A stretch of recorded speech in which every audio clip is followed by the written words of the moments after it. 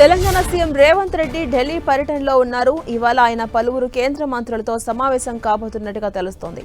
కేంద్ర రైల్వే శాఖ మంత్రి అశ్విని వైష్ణవ్, జలవనరుల శాఖ మంత్రి సిఆర్ పాటిల్, ఆహార పంపిణీ శాఖ మంత్రి ప్రహ్లాద్ జోషితో పాటు జేపీ నడ్డాతో సమావేశం కాబోతున్నారు రేవంత్ రెడ్డి.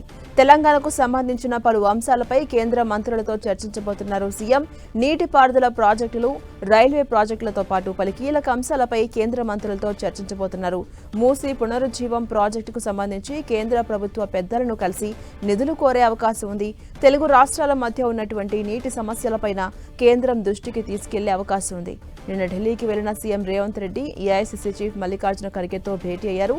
తెలంగాణలో కాంగ్రెస్ పార్టీ ప్రభుత్వ వ్యవహారాలపై ఖర్గేతో రేవంత్ రెడ్డి చర్చించారు. ముఖ్యంగా పార్టీ సంస్థాగత నిర్మాణంతో పాటు మంత్రివర్గ విస్తరణపై చర్చించినట్టుగా తెలుస్తోంది.